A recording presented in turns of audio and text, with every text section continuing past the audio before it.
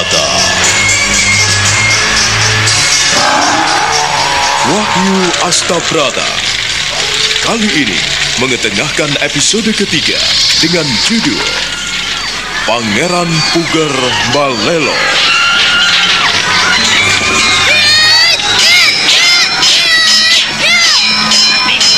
Cerita ini ditulis dan diolah oleh Bu Nergis Muriono, pengarah cerita dan naskah Agung Bahrodi, ilustrasi musik Hari Sabar, teknik dan montase Jamie Mumu, dengan sutradara Ferry Fadli.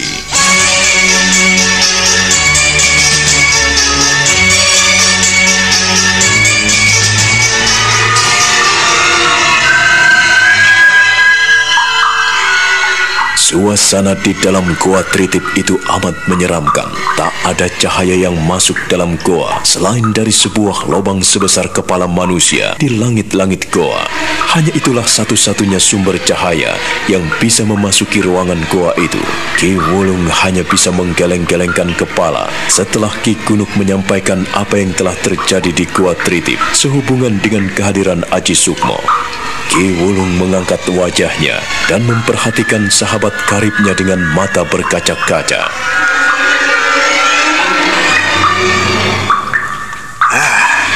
Memang cucumu sering kemari, Wulung. Sejak ia belum bisa melakukan apa-apa, ia sudah ingin datang kemari. Tetapi aku mengusirnya dengan maksud agar ia izin kepadamu. Dan kau telah memberikan semua ilmumu kepadanya. Wah, aku kaget sekali ketika tahu bahwa ia mampu menahan apa yang telah kuserangkan kepadanya. Wah, aku tidak menyangka bocah sekecil itu mampu menahan serangan-seranganku. Aku mengenakan getaran suaraku. Ia juga mampu menahannya. Bahkan lambaran ilmu sapuan badai ada dalam dirinya. Apakah kau telah mengajarinya sepenuh hatimu, Wulung? Bocah sekecil itu sudah kau ajarkan dengan berbagai ilmu, begitu? Maafkan aku, Ki Kunuk. Maafkan aku. Kakang tahu bagaimana bandel dan kerasnya cucuku. Ia menuntut dan selalu menuntut. Bahkan aku tak mampu melakukan apa-apa ketika ia mengajakku berkelahi. Ia menjajal semua kemampuanku. Dan anehnya, tak satu pun pukulanku dapat bersandar dalam tubuhnya. Aku ingin mencobanya menampar atau menendang. Tetapi ia bisa berkelit dan terus berkelit. Apa yang kau alami ternyata aku alami juga, Wulung. Cucumu memang memiliki kemampuan yang luar biasa. Ya, di sini pun aku tidak pernah memberikan apa-apa. Ku biarkan ia mencuri ilmu-ilmuku dengan mempelajari sikapku yang tetap duduk bersila di sini. Aku tidak pernah mengajarkan sesuatu. Ia selalu datang dan datang kemari. Tetapi aku tidak mengizinkannya belajar silat di sini. Jadi Kakang Kunuk tidak mengajari cucuku ilmu gaib? Bagaimana aku bisa mengajarinya? Tanpa memberikan kepadanya pun ia telah mampu membaca apa yang kulakukan. Aku sendiri heran pada anak itu. Ia bandel sekali. Cucuku sangat bandel, tetapi bocah itu lebih bandel lagi. Apa yang dilakukannya sungguh menakjubkan. Sehingga aku pun berani menjanjikan kepadanya bahwa ia boleh datang kemari apabila ia sudah ada izin kepadamu. Dan ia bertekad untuk latihan kepadamu dengan sepenuh hatinya. Dan ia kemari. Ia juga menanyakan tokoh-tokoh petualang di tanah Jawa ini. Nah, ia menundukkan segala sesuatu yang ia dapatkan. Ia membawa kemari berbagai macam pusaka yang ia peroleh dari tempat-tempat yang wingit. Kakang Kunuk, apakah saat ini kau masih menyimpan pedang Kangkam kembaran?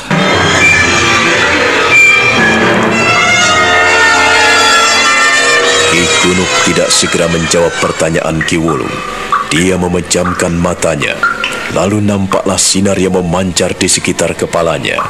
Dia memandang Ki Wulung dengan tatapan mata dingin. Sorot matanya amat tajam, bagaikan memiliki nyala api yang berkobar. Tetapi sinar itu penuh dengan kuasa untuk mempengaruhi sahabat karibnya.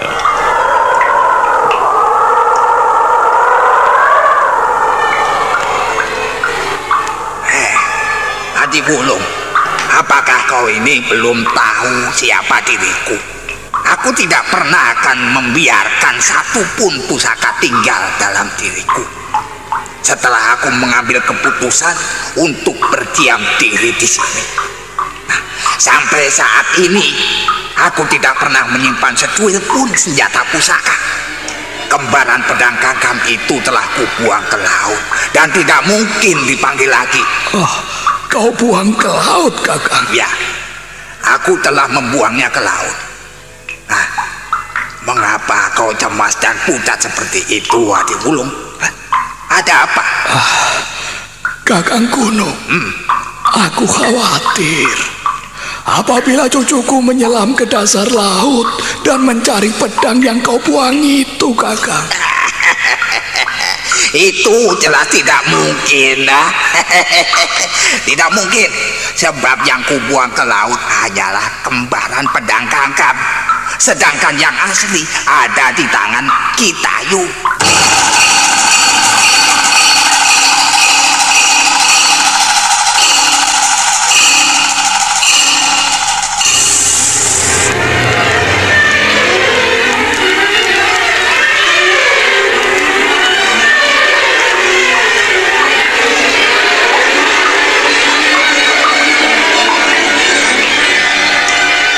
Apa, Kakang?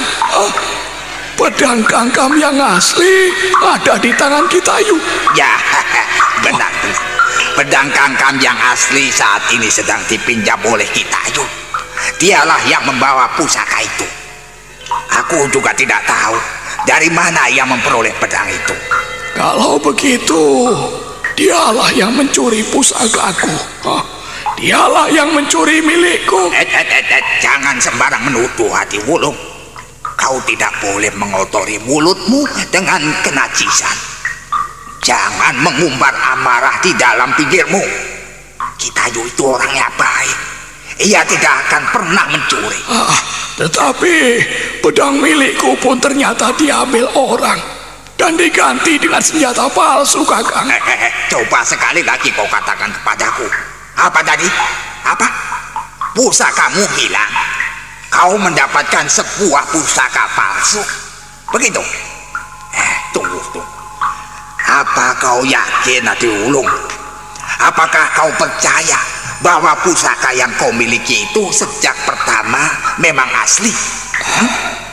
Coba, sadarkah kau akan hal ini? Jangan sembarangan menuduh sesamamu. Itu fitnah namanya. Kau tahu, fitnah itu lebih kejam daripada pembunuhan. Gara-gara fitnah, maka dunia ini menjadi bencana. Dan aku tidak ingin melihat bencana itu timbul di antara kita, di antara orang-orang yang pernah bersahabat. Sudah, percayalah bahwa Ki Tayu tidak mencuri pusakamu. Bagaimana ia tidak mencuri?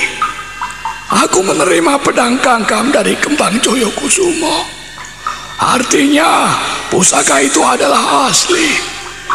Dan sekarang Ki Tayu yang memegang pusaka itu. Artinya dialah yang menggantikan pusakaku dengan pusaka yang tidak asli.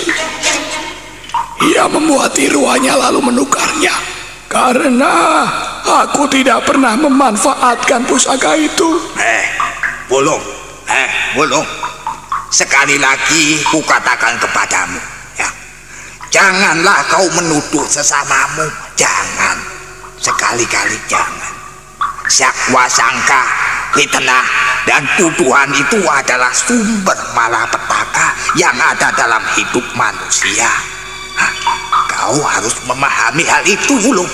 Tetapi Kakang, aku sungguh tidak bisa menerima. Aku tidak akan memaafkan apabila dia benar-benar mencuri pusakaku. Aku malu di depan cucuku, Kakang. Malu? Kau malu? Ya. Malu pada siapa, Wulung? Malu tentang apa? Tidak ada yang pernah mempermalukan hidup kita apabila kita tidak pernah mempermalukan diri sendiri. Kau jangan ngomong sembarangan, Wulung. Kita ini sama-sama pernah malang melintang di rimba persilatan. Jadi hati-hati jika kau berbicara. Aku malu pada cucuku, Kakang.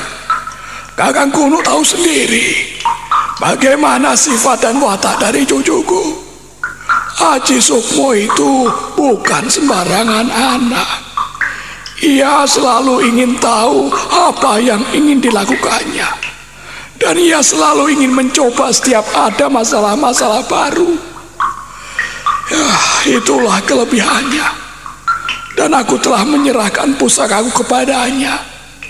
Lalu ia ingin membuktikannya. Nah, ketika ia memegang pedang Kangkang palsu, oh, aku malu, Kakang. Pedang itu berantakan. Ki Gunuk kembali memperhatikan sahabat karibnya dengan hati berdebar-debar. Dia tahu kegetiran dan keperihan hati Ki Wulung yang merasa tertipu dan merasa telah dikhianati oleh sahabatnya. Tetapi Ki Gunuk mencoba untuk meluruskan duduk permasalahan yang sedang dihadapi oleh Ki Wulung.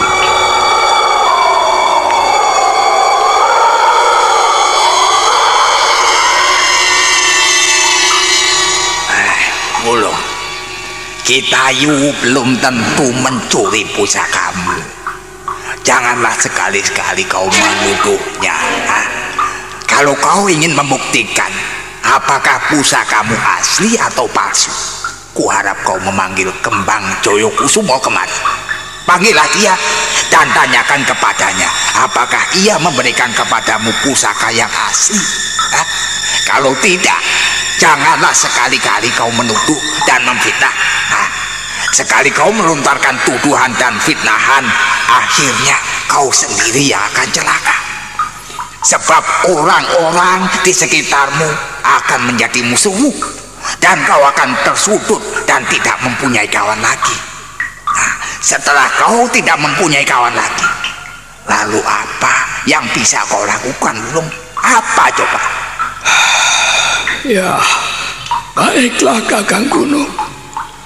Kalau kau tidak setuju aku menuduh Kitayu, baiklah. Aku ingin membuktikan kepadamu bahwa Kitayu memang mencuri pusakaku. Aku tidak akan membiarkannya. Aku tidak akan meninggalkannya begitu saja.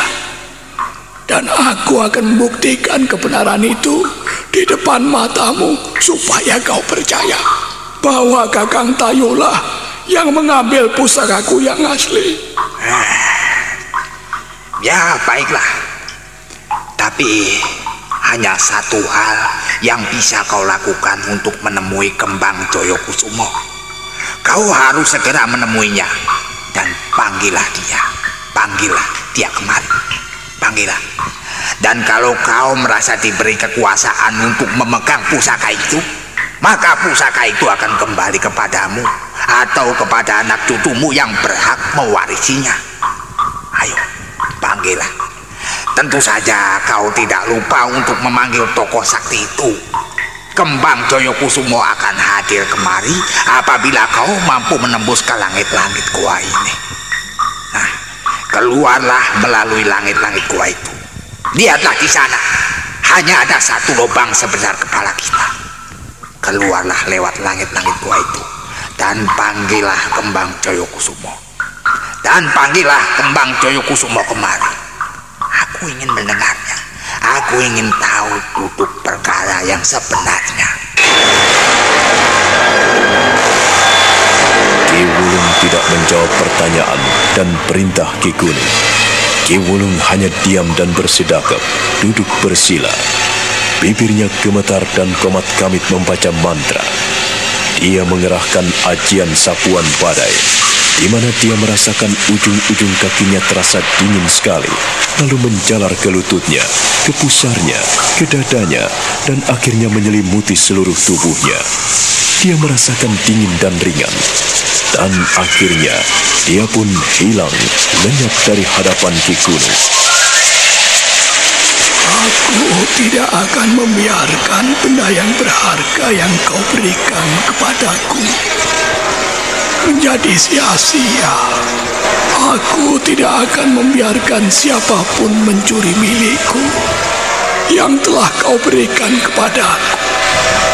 Kembang Coyokusumo, ku minta kau sudi hadir kemari. Aku ingin bertanya kepadamu tentang masalah pedang Kangkam itu. Datanglah, datanglah, datanglah.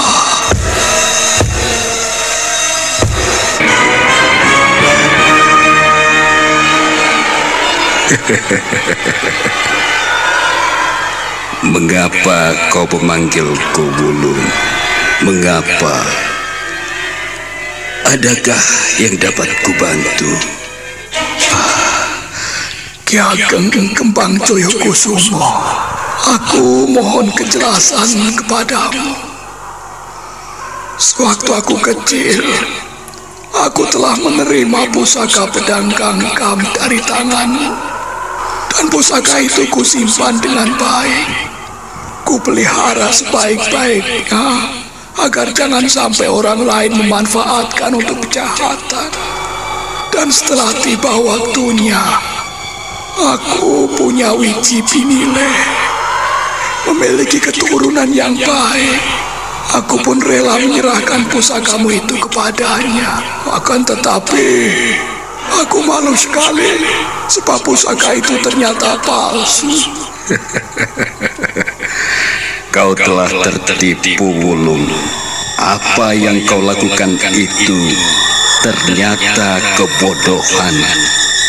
Siapapun yang telah menerima pusaka pedang Kangkam, ia harus memanfaatkan dan menggunakannya sebaik-baiknya.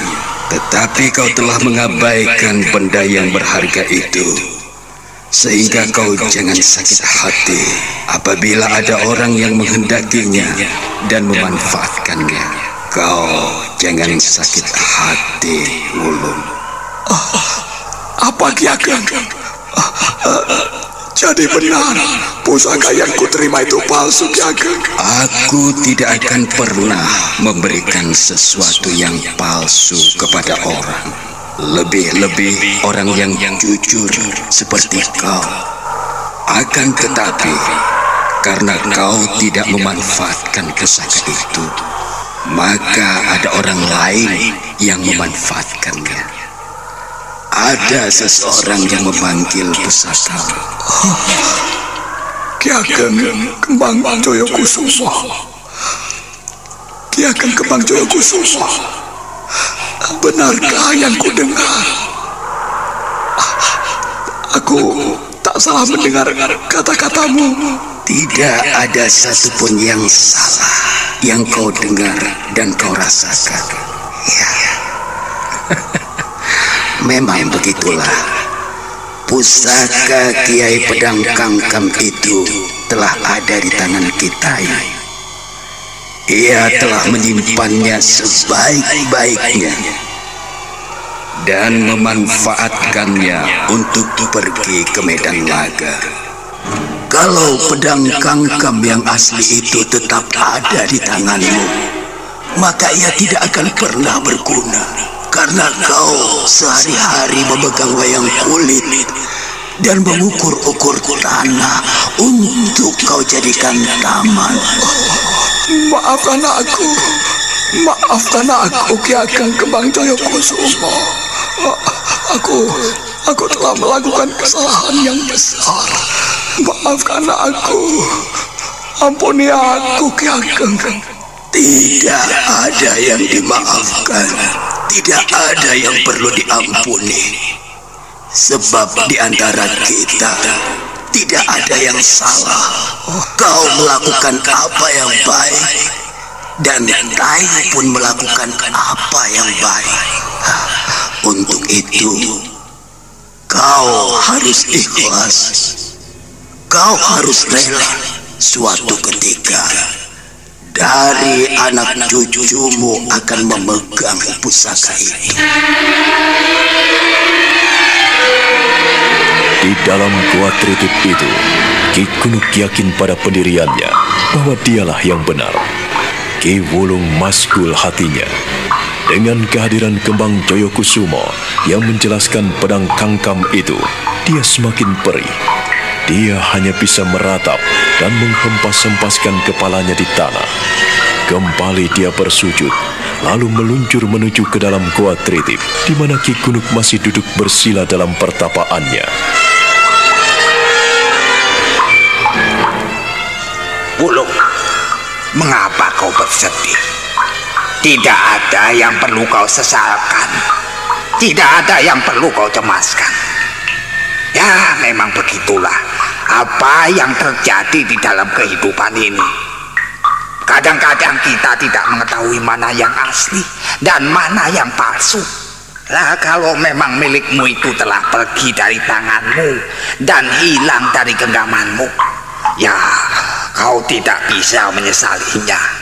Semua itu kan sudah memiliki makna yang berarti dalam hidup ini. Pedang Kangkam yang asli saat ini berada di tangan Aditayu. Apakah kau mengerti, Wulung?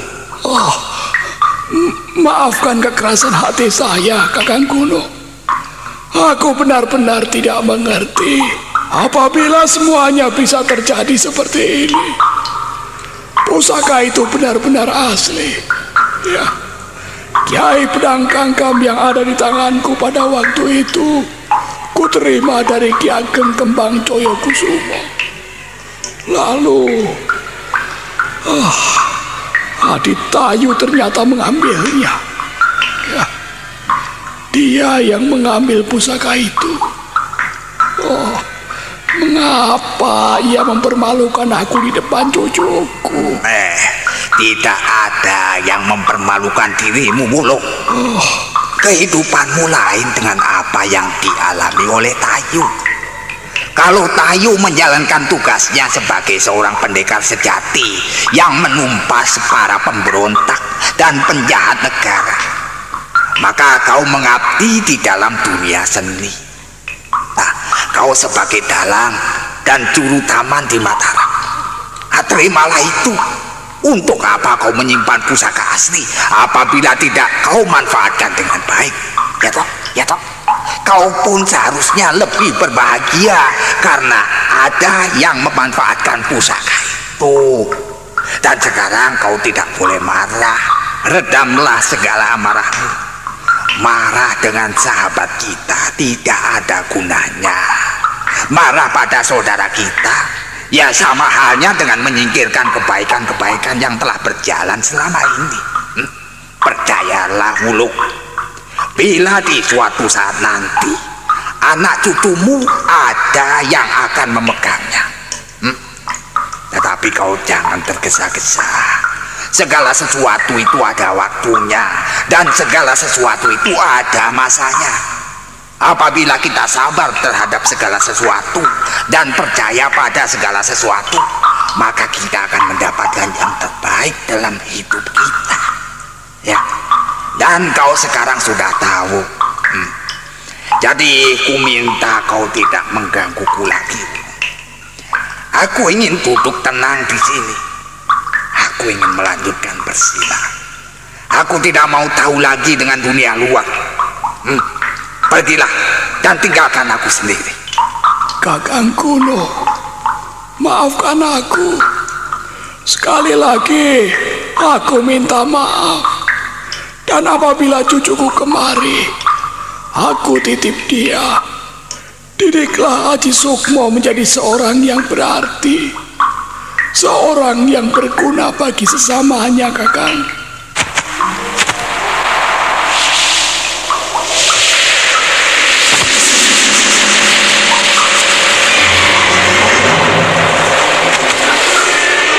Setelah bersidakep, Ki Wulung akhirnya lenyap, melesat dari hadapan Ki Kunuk. Ki Kunuk masih duduk bersila, wajahnya dingin. Namun di sekeliling tubuhnya, nampaklah cadar terang yang melindungi tubuhnya. Laki-laki itu sungguh menginginkan keheningan dan kesunyian.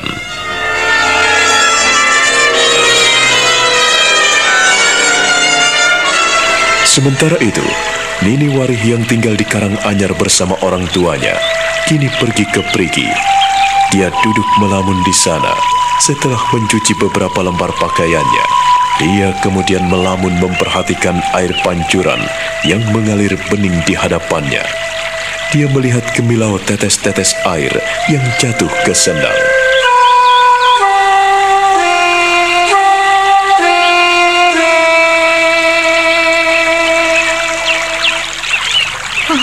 Anakku, kemanakah kau selama ini pergi?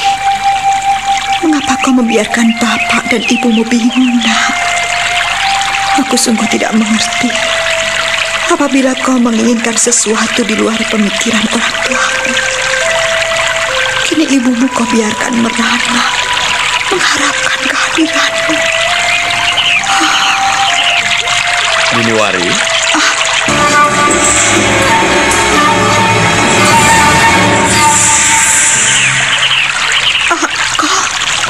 Kalau Cokro, kau membuat aku kaget saja. Seandainya kau tidak melamun, tentu saja kau tidak akan kaget, Nini. Mengapa kau ada di sini, Kalau Cokro? Apa maumu? Kau membuntuti aku? Aku tidak membuntutimu, Nini Wari. Tetapi orang seperti Kolo Cokro akan berada dimanapun ia suka. Ia tidak akan pernah mengganggu orang lain. Tetapi ia menuruti akal budinya. Ia menuruti apa yang diinginkannya. Ia hanya menuruti langkah-langkah kakinya dan perjalanan hatinya yang ingin mengembara ke tempat yang jauh. Kau tahu itu, Nini Wari? Aku tidak suka kau buntuti. Tolong jangan ganggu aku. Aku tidak mengganggumu, Nini Wari. Tetapi aku bermaksud untuk menolongmu. Aku tahu setelah beberapa lama kau tinggal di Karanganyar ini, kau belum bisa menemukan anakmu. Bagaimana seandainya aku membantumu mencari Aji Sukmo? Bagaimana? Kau akan membantuku mencari Aji Sukmo anakku? Aku akan membantumu. Aku akan mencari anakmu. Bagaimana seandainya kita cari bersama? Aku akan menemanimu. Tapi aku tidak tahu kemana harus mencari dia. Itu gampang sekali. Sekarang, jemurlah pakaianmu di atas rumput hijau, biar kering. Dan kita mencari anakmu. Bagaimana? Tapi aku tidak akan mengganggumu, Nini Wari. Tetapi aku benar-benar akan membantumu. Membantu setulus hatiku. Mari kita cari. Atau, ayo, aku bantu dulu kau menjemur pakaianmu supaya kalau kau datang nanti, pakaianmu telah kering. Nini Warih buru-buru menjemur pakaiannya di atas rumput dan bebatuan. Kolo Cokro membantunya menjereng dan merentang pakaian basah yang telah dicuci Nini Warih. Tak lama kemudian, semua pakaian yang dicuci Nini Warih itu telah terbentang di atas rerumputan hijau. Bagaimana? Kita telah menjemur pakaian. Kau mau ikut?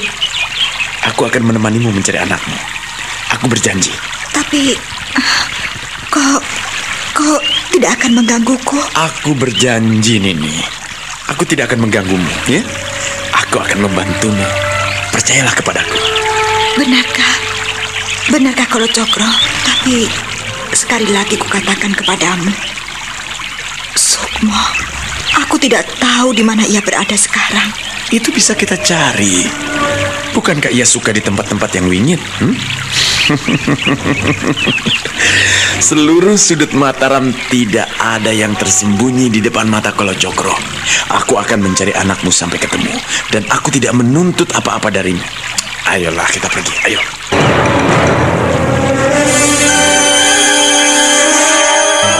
Akhirnya Nini Warih mengikuti Kolo Cokro. Mereka melangkah menyusuri semak belukar, menyusuri jalan setapak, menyusuri pinggir kali, menyusuri tebing-tebing terjal, mencari tempat-tempat wingit yang disukai Sukmo. Hingga perjalanan mereka jauh sekali, mereka belum mendapatkan tanda-tanda di mana sebetulnya Aji Sukmo berada.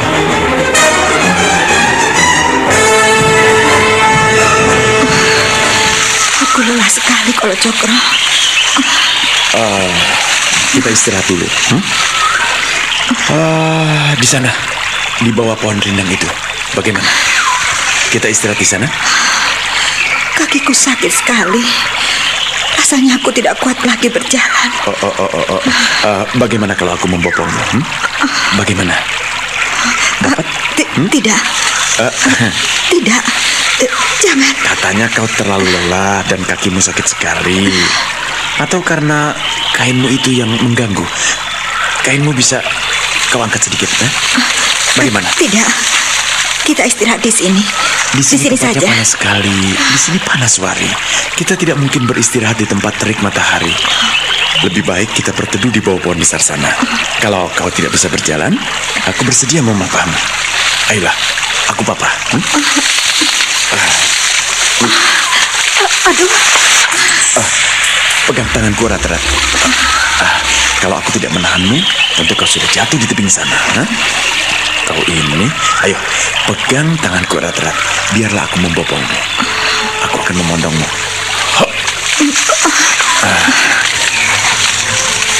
Nini Wari tidak bisa menolak tawaran Kolo Cokro. Tubuhnya dipondong dan dibopong oleh Kolo Cokro menuju ke bawah sebuah pohon rindang. Mereka berteduh di bawah pohon itu dari terik matahari yang menyengat. Udara panas sekali, tetapi mereka tertolong dengan angin yang berhembus semilir, mengeringkan keringat mereka. Kolo Cokro memandangi wajah Nini Wari yang penuh dengan keringat. Lalu dia mengusap dengan punggung tangannya, mengusapnya dengan kelembutan dan kasih sayang. Bagaimana? Kakimu sakit sekali? Iya, kita terlalu jauh berjalan, Kolo Cokro. Kakiku pegal-pegal dan tubuhku terasa lelah sekali. Kau terlalu lama hidup enak di Istana Mataram. Kau tidak pernah bekerja keras. Dan sekarang kita melakukan perjalanan yang jauh sekali. Untuk mengurangi rasa pegalmu, bagaimana apabila kakimu pijit? Tidak usah. Terima kasih, Kolo Cokro. Kalau kakimu kupijit, nanti rasa pegal dan sakit-sakitnya bisa berkurang. Ayo, kakimu saja. Tanpa menunggu jawaban Nini Wari, Kolo Cokro tangan-tangannya lincah memijiti kaki dan jemari Nini Wari. Nini Wari meringis dan merintih menahan sakit. Pijitan Kolo Cokro itu terasa menyentuh ulu hatinya. Bulu kuduknya merinding dan meremang sekali. Ada desir aneh yang menyusup dalam hatinya. Aduh, sakit Kolo Cokro. Jangan terlalu keras. Baiklah. Aku akan memijitmu dengan perlahan. Aku akan memijitmu dengan lembut, Nini Wari. Kolo Cokro. Jari-jari kuat sekali. Kurasakan betapa hangatnya tekanan-tekanan ujung jari. Kurasakan getaran-getaran aneh menyusup di hatiku. Kolo Cokro. Bagaimana Nini Wari? Apakah masih sakit? Iya. Bagaimana seandainya ku pijit pahamu? Kolo Cokro. Kau membuatku merinding. Bulu kuduku meremang semua. Kolo Cokro. Wari, sekarang berbaringlah. Aku ingin memijit seluruh tubuhmu, biar rasa pegal dan rasa sakit bisa hilang. Setidak-tidaknya rasa sakit itu bisa berkurang. Ayo, berbaringlah. Ayo berbaring, Nini Wari. Aku akan memijitmu.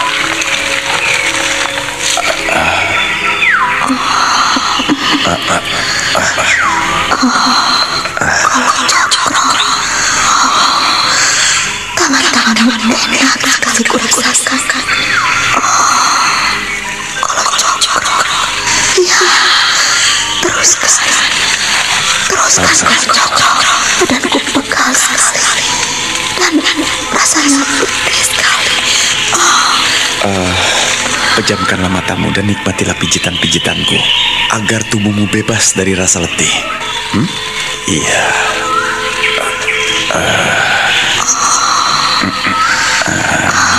Kolo Cokro, ternyata kau juga memiliki kelembutan. Kau memiliki kehalusan. Tangan-tanganmu terasa nikmat menyentuh tubuhku.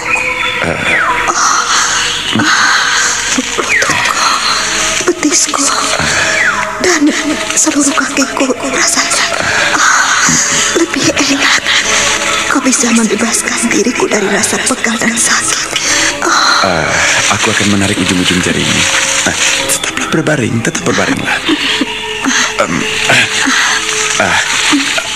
Bagaimana? Enak? Tahan ya, tahan. Aduh. Tahan saja, jangan kau rasakan sakitnya, tetapi rasakan nikmatnya. Kalau Cokro merayai pahaku. Nakal sekali. Kalau Cokro. Tenanglah. Pejamkan matamu, kau jangan memberontak. Kalau kau memberontak, nanti kau tidak bisa menikmati nikmatnya jari-jariku. Ayo, pejamkan matamu. Ayo, pejamkanlah. Tapi kau jangan nakal. Tidak, aku tidak akan nakal. Aku tidak akan nakal padamu, Niniwari. Tetapi pejamkan matamu. Biar aku bisa memijit tanganmu, memijit punggungmu, dan memijit tengkukmu. Ayo, tenanglah. Rasakan. Kalau aku pijit pahamu sini, sakit tidak? Iya. Jangan terlalu keras kalau Cokro. Tidak. Pejamkanlah matamu. Iya. Kalau Cokro. Nah, bagaimana kisah selanjutnya? Saudara pendengar, silakan menunggu seri berikutnya dalam serial Wahyu Astabrata ini. Sampai jumpa.